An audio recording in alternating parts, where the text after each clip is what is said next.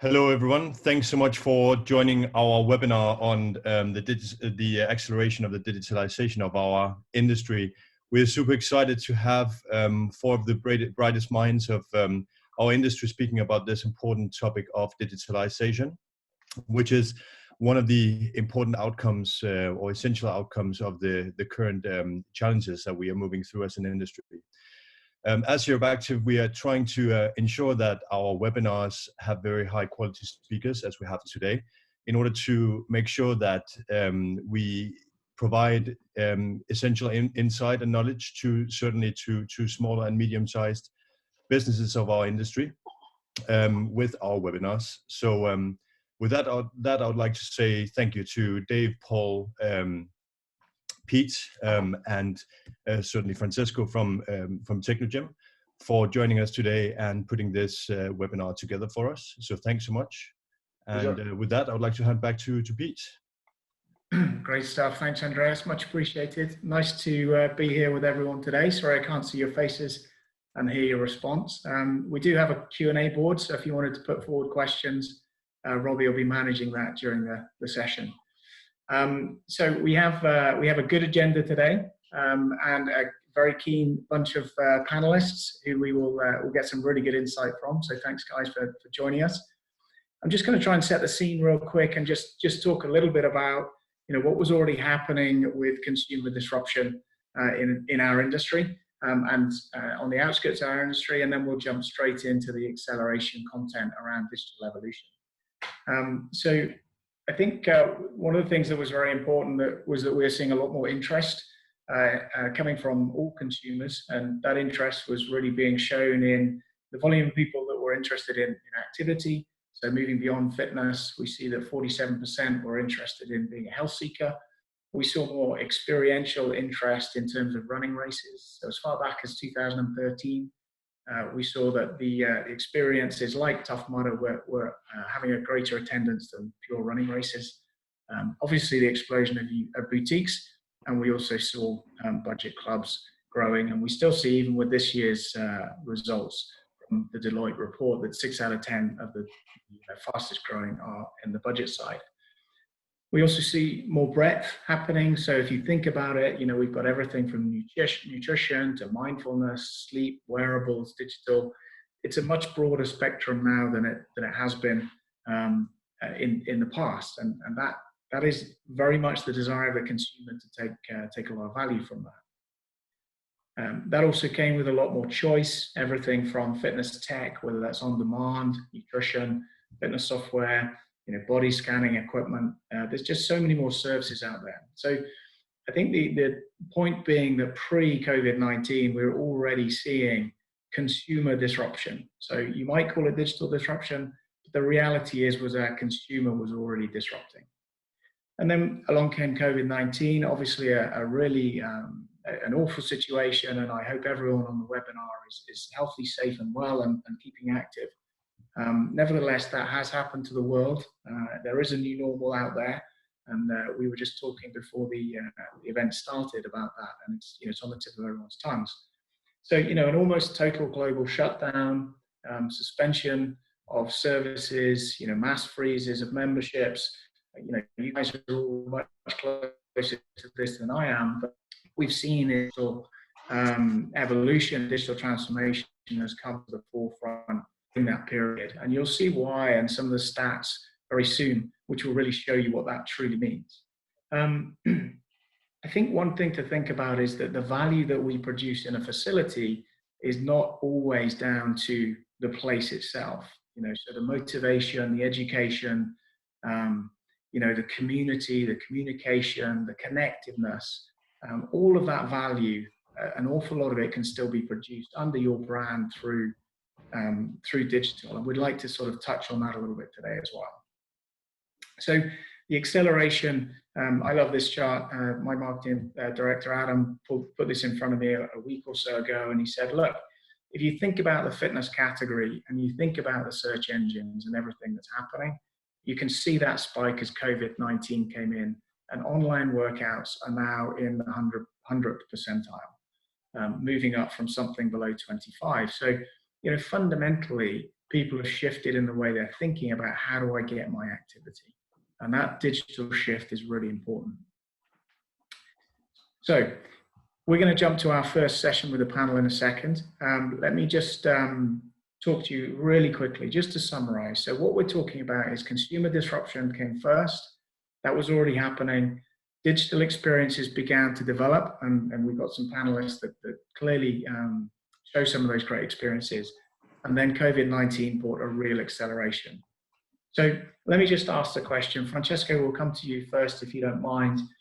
Just explain briefly how your company delivers experiences outside of the facility, and tell us how that acceleration in interest has happened to your business. Sure. Well, first of all, thanks everyone. My name is Francesco Arlotti, Head of Digital Solution Sales in Technogym.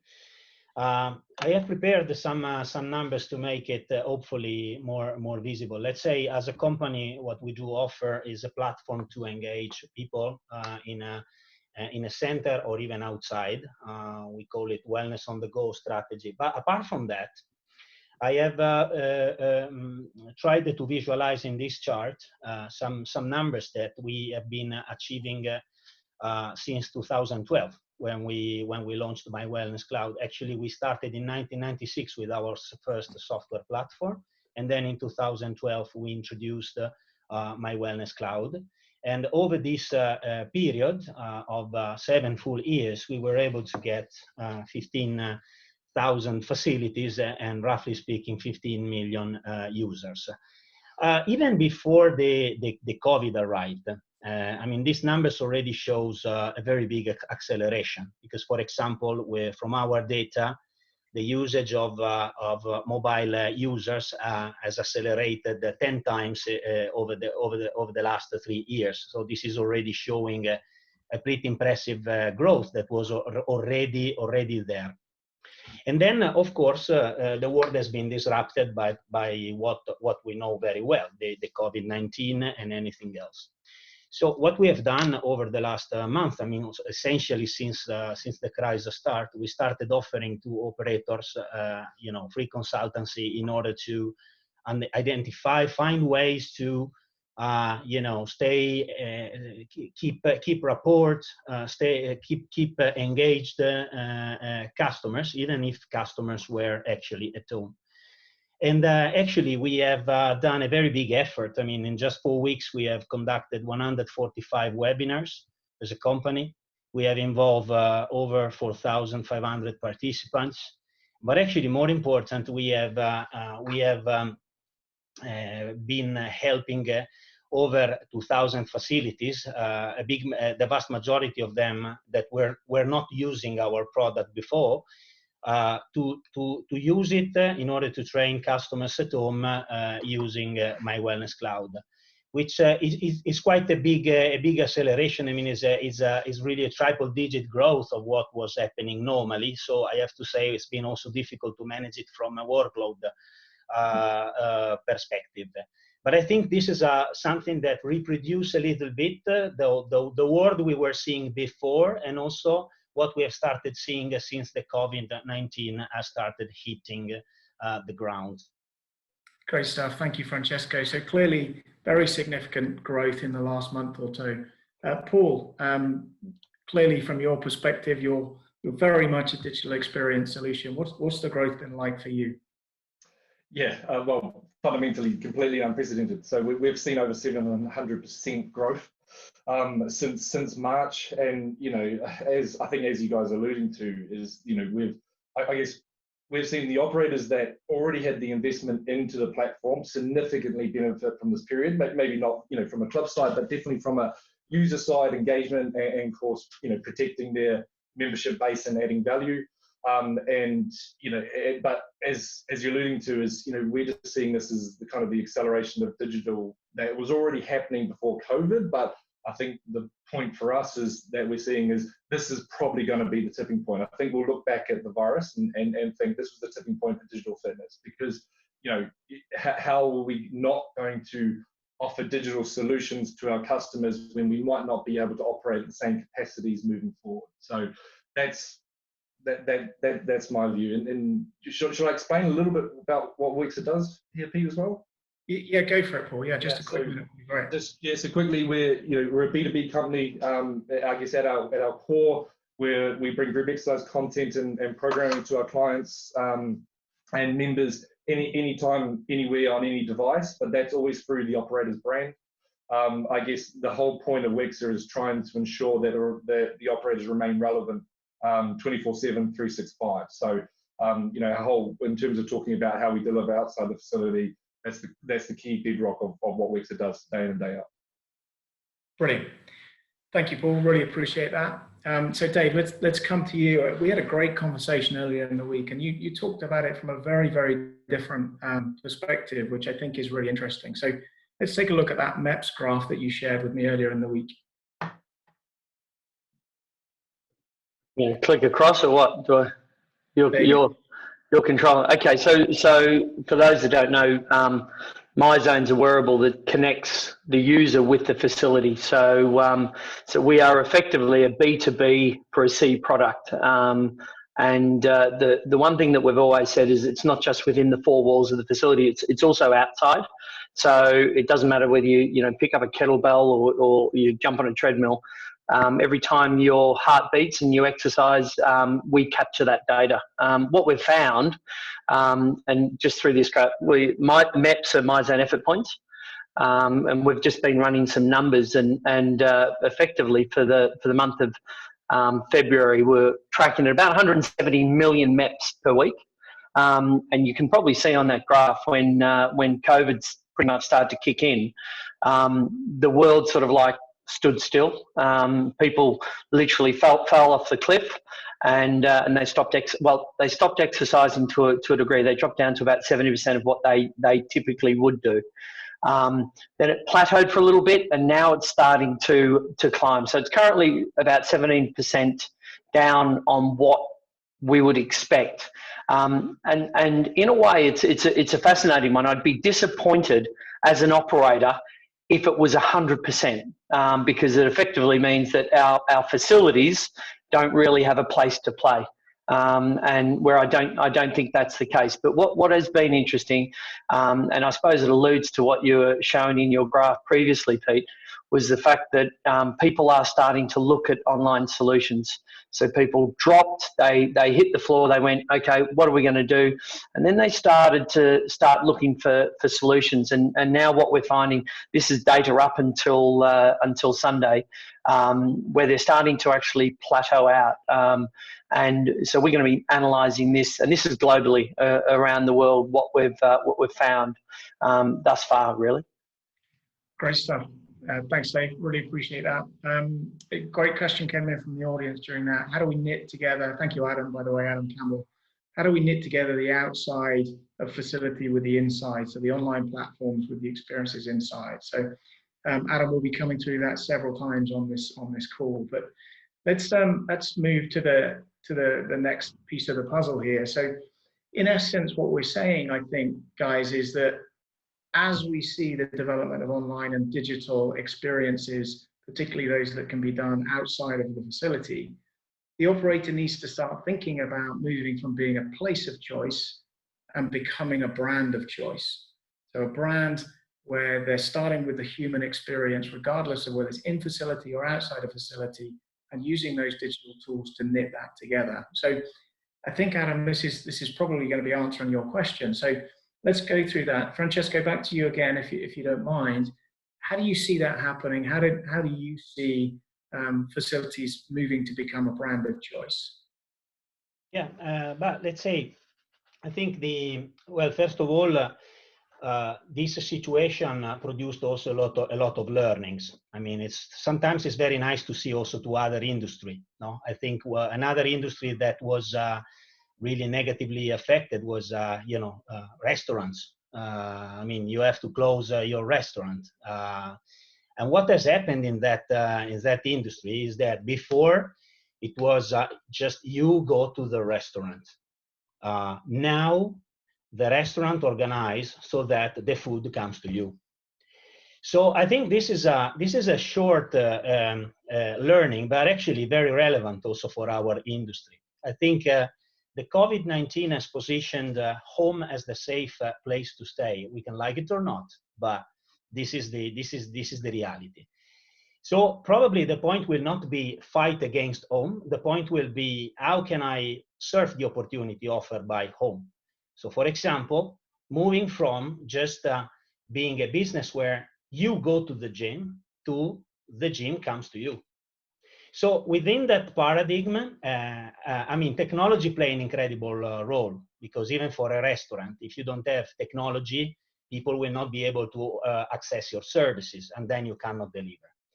Which actually reminds us to this slide, which is a slide that I have produced to explain from our perspective of a company that from 1996 is proposing digital projects. What are the key success factors for doing it?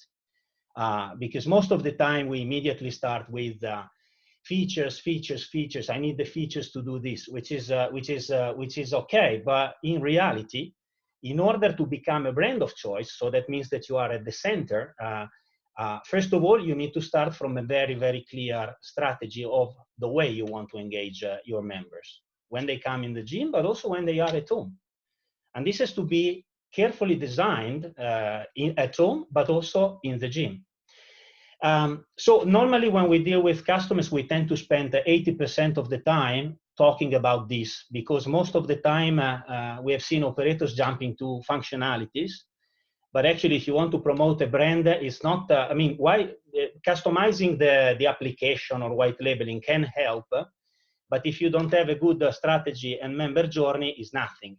Okay, so what we have seen is relevant to have a very clear journey, involve all the stakeholders, all the team has to be involved, all the team has to be aware of the journey that you want to deliver. Then, of course, you need to have the right technical infrastructure in place. And then, of course, you can do marketing and education of your staff. But ultimately, what you communicate is not, I have a new app and I have new features. I have a new experience for you. So these are the key success factors that we have seen makes the difference between 10 projects that are completely successful and 10 projects that with the same product are a total disaster. Great stuff. Thanks, Francesco. Couple of questions coming in, Paul, which I think work quite nicely with some of the answers you're going to make. One of the questions is how do you really create a sustainable membership value even when the club is closed? And I guess this message from Stephen is Stephen Willem is potentially asking about what about the next lockdown if there is one? Is there a way, instead of having to lock down membership and lock down the club at the same time, could we sustain something through the period so that we continue the revenue? So maybe you could include that question as you answer your section. Yeah, I'll answer that directly. For us, it's all about brand relevance. So fundamentally, we are, giving the operators work hard to acquire members, and yes, they've acquired members in a physical location, but that still extends to a digital offering. If that's app, web, anything, but that has to be valued. I think where I've seen, I guess maybe things that haven't worked is when operators have just thought about the utility aspects of their club, and rather than how do we give value at home, as Francesco was alluding to. So, in that regard, you can still add significant value by ensuring that you're actually looking at what that member journey needs to be for that at-home experience with your brand, because there's a lot of content. Are you creating content? Are you putting live streaming or your instructors in front of those people? And that's still chargeable. Yes, there's a lot of free right now, but we've seen in our own examples of people that already had platforms or people that quickly put platforms live, they were still able to charge members, not maybe at the membership rate from a physical point of view, but definitely at digital rate. So, for us, it's the white label solution is critical in terms of offering relevance and value to the membership base and being front and center. Again, execution is critical, as Francesco alluded to. But I think the key is, especially from our point of view, in terms of making sure you're really kind of future-proofing yourself, is owning the platform, understanding the usage pattern, being able to monetize the content or the value that you're offering, if that may be workouts as well. And make sure that's behind a decent paywall. Like, I think the rush to a lot of operators looking at just putting B2C propositions into their members' hands, I think that's very dangerous, and I think that in turn will be hard when they try to open up their clubs again by not having their own platform that they're trying to offer value in to get them back. So, you know, my thought pattern very much is, you know, to de-risk the business right now, your own platform, ensure that you have a greater chance if you're adding value to that client while they're at home or in isolation, that when your doors open back up again, you can either convert them digitally or you can convert them physically. Great stuff. Thanks, Paul. That kind of brings me nicely to Myzone, actually, because you have a very similar philosophy, which is you put the club front and center, you help the club brand come through, but you extend the club beyond the four walls. So just kind of come to you, Dave, but I had a question, if you might answer that as well as your section, which is, have you seen a change in population, the types of people using your solution during this period, as well as obviously answering the brand of choice question? Hey, look, I think that as an operator, I've got gyms in both the UK and also in Australia, and we're all struggling through this. I'm sure most operators are. I think if we're all brutally honest, COVID, if it came in 9 months' time to fit in with our roadmap, it'd be so much more convenient. But I think everyone's had to sort of like hasten and deal with it right here, right now. I think the big thing that a lot of operators see is that the whole digital platform, certainly from the clients that we chat to, it's all about revenue protection. You know, we've got, when those lights go back on, we're all fingers crossed that our direct debit run, our EFT run kicks in, and it kicks in as high as possible. And so I think during this time, I'm probably, as an operator and the likes, less concerned or focused on trying to monetize further beyond the focus of revenue protection. You know, David Lutz have a really good point, which is they want to maintain that member engagement. And I think we all do. We want to still be relevant in the world and the lives of our clients during this time, because we know that only 20 to 25% of people actually do Group X. But what we're trying to do now is deliver Group X to 100% of our database, and that's a real tough one that we have to bear in mind. You know, beyond the when the lights go back on, I think this whole digital platforms that we're all putting together to be able to monetize it, to open up the funnel beyond the four walls of our facility, to reach outside. And outside the marketplace is pretty important. From the Myzone perspective, I mean, to your point there, Pete, is that, you know, we sit under the facility, so a B2B for a C product, and we effectively are an extension of the trackability, and that's why I suppose we're probably a little bit different to most wearables, in the fact that the whole wearable platform goes and it hangs in their ecosystem, where what we've created, it's that whole B2B. So whether the user trains within your four walls or outside your four walls, you know, we've actually had, weirdly, year on year 10% up year on year in actual belt sales, because we had the infrastructure of operators being able to throw out online vouchers so that their customers can purchase a Myzone belt and continue training, obviously, so that the club can stay connected with them outside those walls, and, you know, with the whole gamification and the likes. And what we've found, as said in that previous graph, is that the people are continually to be engaged. We've put a $10,000 global challenge out there just to try and help operators to say, hey, this is what we're trying to do to help you keep your customers exercising, so that they get an email from facility to say, well done, this is how many calories you burnt, this is how many Myzone effort points you've earned, and so that therefore the operators and the coaches from home can comment and like as they would if it's on any form of social platform. Great stuff, Dave. Thank you for that. Really appreciate it. A couple of good questions coming in as we are saying that. I'm just answering one or two of them. So thank you, Richard and Stephen, for those. Let's just step up for a second to a slightly a higher viewpoint here. So we've talked about experiences. We're going to come back to that in a second.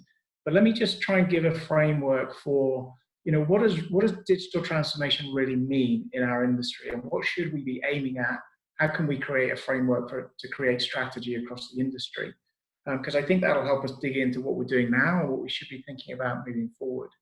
So the way I think about it is that really there's 3 steps along the route to getting ready for digital consumer disruption. And that's firstly digital presence. That's being online, that's being digital in some way, shape or form, that's having your journey being represented digitally. It's having a good platform or a great platform that's cloud-based, that's going to enable you to automate, to have a website, to have joining online, to have an app, all that good stuff. So most people are already at digital presence. We don't there's lots that we can do there to improve, but everybody I think is heading down that route. The second step is really about evolution. So this is where you start to invest a little bit. You start to think about, okay, well, what am I really trying to achieve with this strategy over time? How do I move beyond just being present online? And that's where you can start bringing things like experiences, wearables, start to create and acquire data about your people, create communities, deliver your leadership, deliver your purpose as a brand, and really focus in on that full journey. So that's the evolution piece. And by now you're probably thinking about open API, Internet of Things. You're moving forward to the next step. And finally, and this is where there's very few examples in our industry, but I think where we all need to go in order that we can be a brand of choice. And that's really getting to digital transformation. And that's about, cloud-based IoT, it's about big data, it's about creating AI that changes our business over time. It's about personalization for populations. It's about creating new populations and helping our industry grow and delivering new services. And I think, this period now will really help us get to that population growth. Maybe it even will help us get over the 15, 16% of population penetration we have. So, if you think about it, good, better, best, try and think about where are you in that process? Have you got to good? Are you at better? And are you at best? Or are you thinking about best? And if you are getting that far, have you done the right things in the right process as we go to that point? Let me just share an example with you. So Equinox is one of the few that I've seen that's really put together a presence, evolution, transformation, stage and strategy. And firstly, they started with an omnipresence, an experiential innovation, really creating their presence across multiple platforms. They then got to evolution. They decided that they had to change their platform because their platform wouldn't facilitate the things that they wanted to do in terms of innovation and experiences.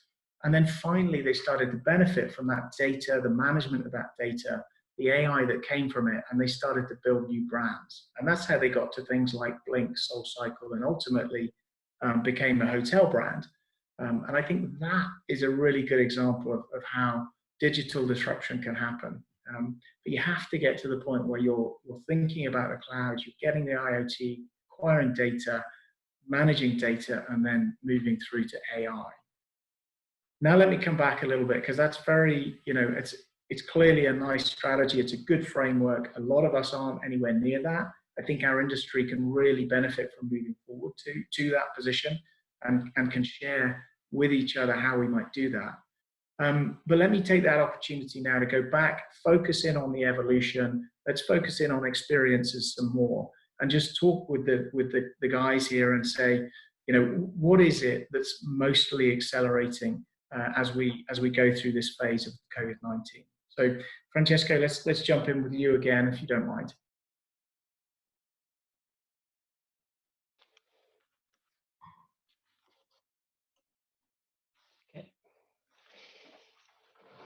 Yeah, I mean, I would go back for a moment to the example of the restaurant.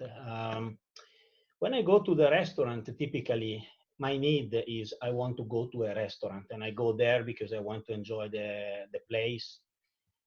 But then I can be in a different situation where I want to get the food of that restaurant because I really love that fish dishes, and I want to get it at home. And that's a completely different need, because in that case, the need is I want to stay at home and I want to get great food. So sometimes we tend to mix these two things, but actually are very different. So what what I have visualized here is essentially something that shows how we have, let's say, we have supported operators in order to use my wellness cloud in order to, let's say, take the food at home. Well, first of all, we already got a platform for providing training programs, and typically was utilized that you go there, you do the induction, you do the body analysis, you get the program, so on and so forth. But actually what we have done, we have made available a library of full programs that can be performed at home, body weight exercises or small accessories. And we have made available these to operators so that through the platform, I can make available a personalized program to you even when you are at home, or I can populate a workout of the day, which means every day you can get your body, your equipment-free workout that you can perform at home, that we call it workout of the day. Another big elements that we have seen, there has been an explosion of streaming content, and I think this also, I mean, Paul showed how this was strong and big. But in doing this, I've seen also an approach that was to make this available in any Facebook account, in any Instagram account. And this is also risky a little bit, because the risk is that we are immediately commoditizing a content. And a content that is commoditized, because I can find every type of content, just I have to go on Google and find it, then the content has less value.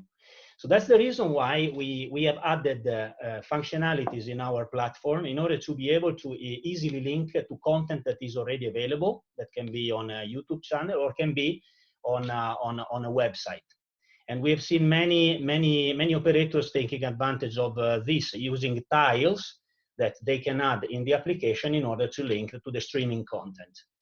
Outdoor, I mean, in Italy, outdoor became a little bit less relevant, but there was, depending from the countries, there has been more or less freedom to use the outdoor component. And by the way, we offer a GPS application already in the app for outdoor content.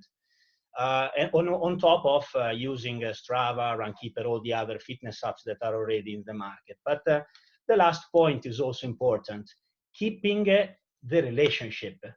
I mean, this is a flow where I'm still the facility that is providing to you a service. Yes, my facility is closed, so I can't let you access, but still, I'm providing you with a wide ranges of services included, rewarding you for what you have done in a good, in a proper way. So essentially, this has been the way we have utilized effectively our digital platform to support the operators in this precise moment.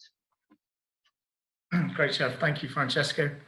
You made a couple of points there. We'll probably tag back into a little later on. But Paul, how about from your perspective? How are you feeling? How are you thinking about digital experiences? Paul Bowman. He looks frozen, mate, doesn't he? He does. I think we may have lost Paul. Let's. I tell you what. Let's jump. Dave, do you want to pick up on your section? There's one good question coming at the same time, actually, which is how could gyms and particularly boutiques deliver to their homes the immersive experience and community interaction that exists inside the class? So that's from Mario Santos. Sorry. Yeah. Well, look, this is a terrible graph that you probably can't see, but this is I think this is the challenge that we right here, right now, which is in regards to content that we're getting out into the hands of our customers. And it's sort of like a continuum between the deeper the member engagement or the ease of deployment. Now, there's no two ways about it. A face-to-face where you can see the whites of someone's eyes, and I can see when you're doing your mountain climbers, and you can hear my voice whilst I talk to you. That's a much more deeper engaging experience. But the actual ease of deployment when we've got COVID on is zero. It would drop down to the bottom. On the other side of the spectrum there, you've got pre-recorded on-demand classes. The ease of deployment is very easy because you can literally the customer can press play. However, the actual member engagement with them doing that decreases because there is no even a timetable. It's similar to the whole Peloton, is that, if you're ever to do a live streamed class, which they've only just turned back on. Up until then, they've actually had pre-recorded classes in a timetable. As of today, they've actually just turned their live streaming back on, which effectively is a little bit more engaging. So it's a bit more engaging. It's easy to deploy, but it's nowhere near as engaging as that face-to-face within the facility. Regarding the content and the content that's out there, you just need to go. We are in an element right now where you go online and you've got the likes of Adidas and Nike that have provided some of the most remarkable technique and videography that arguably our industry would struggle to compete against in regards to the technique and all this.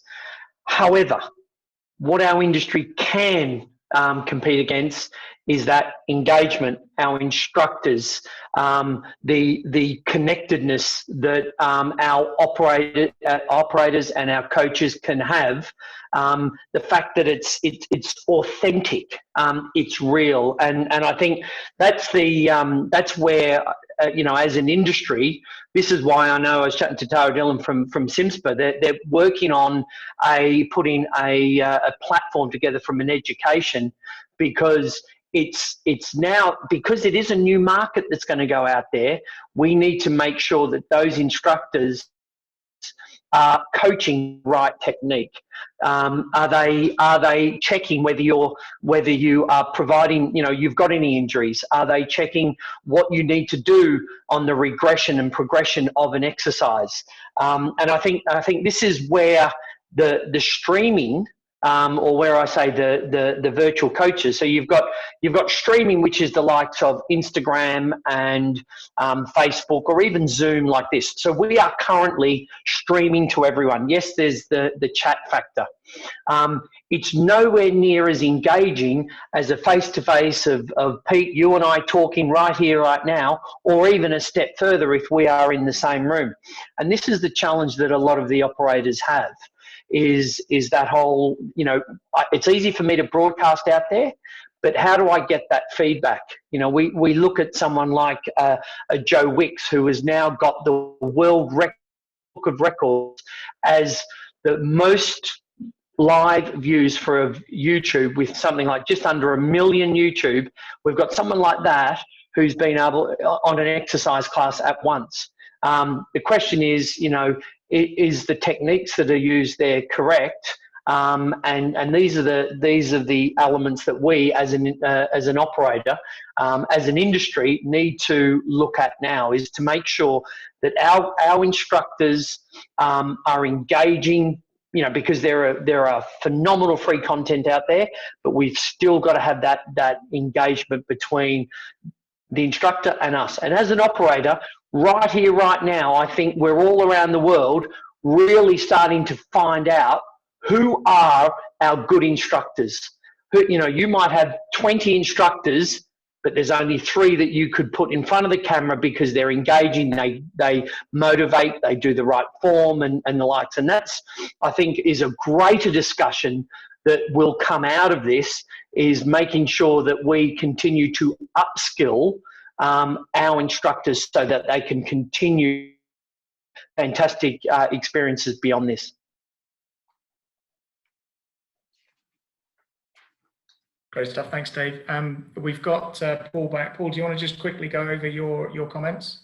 Yeah, fine. Sorry for that. Don't know what actually happened. But look, to cover the points, I think, from I guess the question, first of all, we're seeing people moving from digital presence to digital experiences. We're seeing products coming out of this.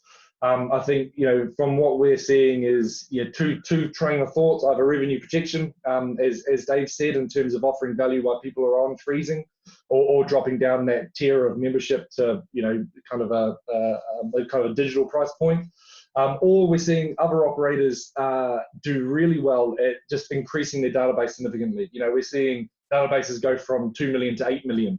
And they see that as a way to, if I'm honest, have a competitive advantage when they open back up and hurt their competition next to them. So I think those ones that are taking that viewpoint are going to have a far greater, let's call it pre-sales, when they open that out back when COVID passes, hopefully.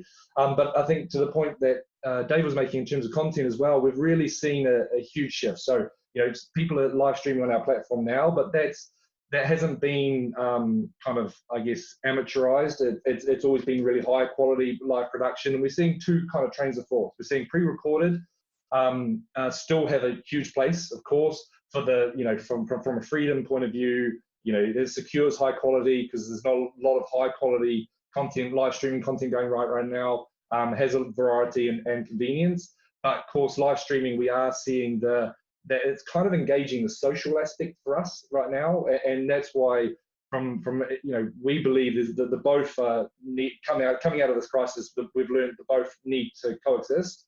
And for us, we're actually going to have pretty much in the next few days, we'll have a platform ready for every single instructor to be able to actually load content onto a club's platform to deliver. So essentially trying to offer group exercise online, because today's point in terms of engagement, that's the reason why a lot of people go to a club, is these group exercise instructors. And I think, yes, it's fine that we have these big influencers doing well, but we've got to think a little bit more local strategy. And that's what we're going to enable in the next few days. Can I, Pete? Can I just echo what Paul was saying? I think right here, right now, certainly in our gyms, we're sort of, there was one view of doing closed Facebook groups. So let's just do the closed groups. But then it's just a matter of going, no, we've got to take this opportunity to get our brand, Voyage or Feel Good Fitness outside the four walls. Because, if Mary's a member at the club, why just lock it down to her viewing our content for free? And I'm saying this is, if we're locking it down and it's free, we might as well open that up so that this is our opportunity to cast the net, to be the choice, so that the customers right now, if they're in that contemplation stage about going, oh, okay, well that instructor's pretty good, and that club seems to have a bit of fun, and so therefore when it does go back and the lights do switch on, that at least you're at that consideration set, and so I think that is always that opportunity. So clubs that are sitting there just going, no, just lock it down just to your members, I think are missing that opportunity to be able to sort of like own that marketing opportunity right here, right now. Great stuff. Thank you. I think I missed this. I don't know if Dave alluded to it when I came in, but I think we do have a huge skill set in regards to people being able to put their group exercises on classes online. There's some horrible examples right now, and I think that's a big learning from the crisis moving forward as well. Great stuff. Thank you, gents. Just moving along, we're getting some really good comments come through, which I'll also try and pick up towards the end of the session. I just wanted to highlight this sort of next strategic piece to you. I think, as you think about building your experiences on top of your platform, think about which ones really mix and match with your brand. Which ones are really on purpose, which ones are really the right thing for what you want to deliver, and make sure that you stay strong and lead your community forward in the right way. So thinking about that ecosystem is really important. And then just, thinking again about how you build your technology structure is going to be important.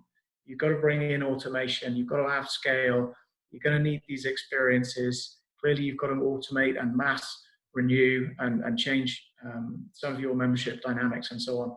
So, you know, it's really important that you think about the whole process from inside the facility, outside the facility, and being able to manage that membership. But most important thing here, really, from my perspective, is if you think inside the triangle, really is down to you guys. This is about your piece of the puzzle. It's about being a strong brand leader. Who do you want to be? Why do your customers buy from you? What do they buy from you? And taking that leadership position in their life to help them be active in the right way. Build those communities. Make sure you're motivating in many ways. You know, things like Coach AI are ways to do that, for example. And make sure those goals are carrying over, not just from the inside the facility, but also moving outside the facility. Then I think as you build your ecosystem, thinking about your personal training experiences, thinking about your group training experiences and your personal performance experiences, you'll start to have a really nice journey that really suits your purpose as a brand. So, you know, that's just a feel for how we might start to build out that experience ecosystem. Maybe I'm just going to go back now to the guys and say, what about good practice? We've had a couple of good questions. One here on, is there anyone doing two-way streaming? So you've got, you know, the instructor plus the client being able to connect. That's a great question. Question on augmented reality, you know, where does that come from? And then also on engagement. So we'll come back to the augmented reality in a second, but if you can touch on engagement and if you can touch on the two-way connection points, that would be really good as you describe good practice, gents. Francesco, we'll start with you.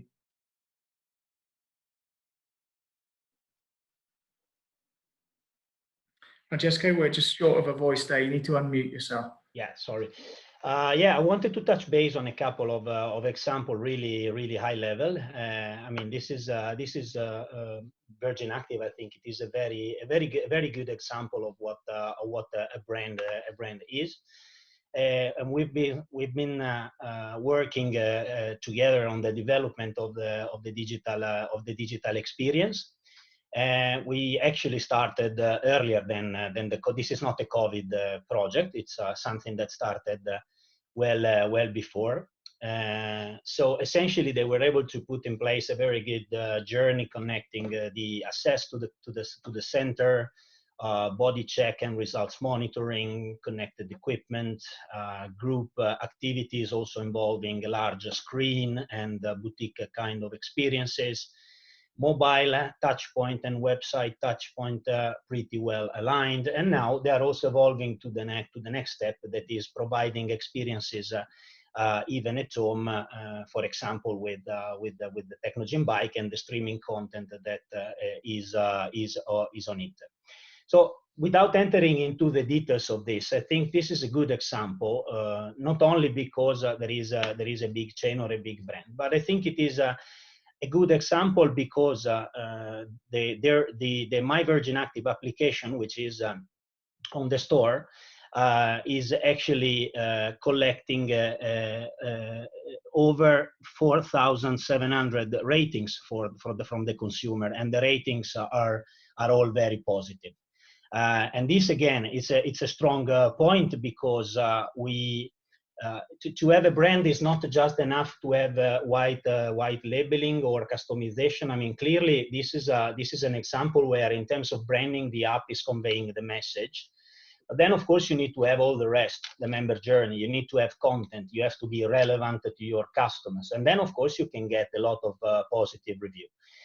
From January 2018, when we started going online with the first version of the app, they always got over 50% of engagement rate out of all the members, and always growing. And in these days, they have been very successful in using some of this content, because, for example, workout of the day, workout that you can use at home was already in place, and the touch point was already there. So definitely an example I wanted to mention. But then I want to provide more informally a second example that I have also discovered this morning, which is an independent operator. Actually, the name is Sports App Wiesbaden in Germany. This is a customer that was already using My Wellness, have been doing well also with the Let's Move for a Better World. So definitely a customer that is very, very good in using our technology. And of course, they have utilized the platform in order to provide workout of the day, to provide classes that they have developed, and so on and so forth. And they proved to be very successful because actually they were able to keep the vast majority, of being told over 80% of their members still paying the full membership because of the type of services that they were delivering. And there has been a recognition by the community of the activities they were doing. So that's, I think, what is important to have in mind, that of course you can have some content just delivered online on the social media, but of course, if you are able to reconduct all this value between in a relationship operator member, then of course you can better protect your business. That is ultimately what is so incredibly important in these days. Thanks, Francesco. We'll keep moving along quickly. Paul, I know you had some advice for those on the call. Yeah, this is what we go through with our clients, and of course it's changed now. You know, the physical member journey isn't going to be the same. I can't see for the next 18 months, especially if they put constraints in terms of 1.5 meter spacing, 2.5 meter spacing in group exercise. So, you know, my advice is that we need to think about that. What does our clubs look physically? And of course, digitally, we need to define, you know, more than anything, I think that's the hole in our industry right now is that how does our digital at home services look? But the virus is forcing us to think about that. You know, as we go through, is where do we need to use technology and not? You know, Wexer's standpoint is, you know, as people get more confident, they go into physical. They want the physical touch points. They want the social connection, but you know, from a technology point of view, we always know we need to be there for convenience and variety and kind of being able to do it on their own time. I think, well, we have to now. We have to think outside the box, but that still needs to continue when after the virus.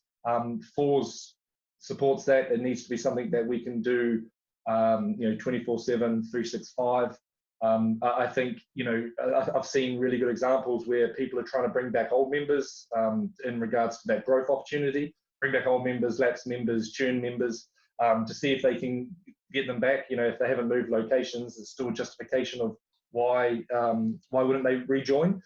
And then, of course, you know, use existing and all part solutions. I guess, you know, what we're seeing right now is I think most operators are using partners, which is great, but there still is that feeling maybe before COVID of build it yourself. You know, just 3 great suppliers on the phone call right now, which is more than adequate to support outside the gym and inside the gym. So that's my advice, and it's kind of like a sheet to make sure that you're you know, ticking those boxes as you go through. Thanks, Paul. Dave, just some good practice example from you. If you do have any engagement stats as well, that would be really helpful. Look, I was going to talk a little bit about David Lloyd's in the tick, but one of the questions that you asked, which was in regards to the two-way feedback, and what we've been doing with my clubs is we've been doing a Zoom integration. So we utilize the Feel Good booking app, so people can book the actual class. We've created a special feature called MZ Remote, which effectively means if someone books into a class and they put their Myzone belt on, no matter where they are around the world, their tile appears on a web portal with everyone from the people that have booked into that class.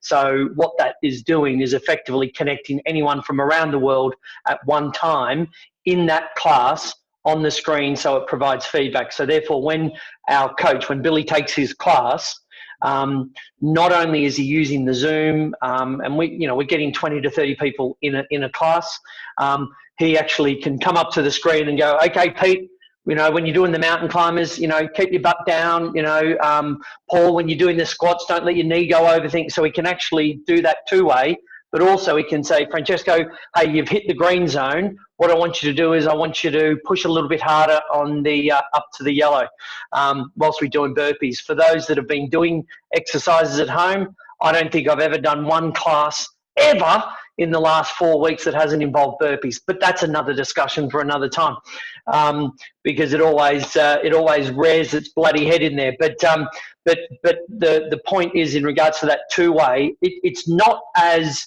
scalable, because if you get, you know, like I think David Lloyd's are having up to about 5,000 people viewing one of their live classes, but certainly from an individual club, it means that they can actually see that feedback. What David Lloyd's have done, in fair play to Christian and his team, in 7 days turned around what was a fantastic app anyway into a demand and online solution. So now they have about 40 classes a week.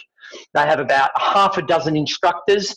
They have one timetable that their 117 odd clubs, including Europe, members can book in and follow along to an actual class. Those instructors are done at home, obviously you've got to be a David Lloyd's member, but it is incredibly engaging and motivating, and they've made rock stars. I said to Martin Evans is that he's going to lose a few of these instructors, because the likes of some of these digital platforms are going to be jumping on them, because they're really good. But they were able to turn this around in about 7 or 8 days. Fair play to them.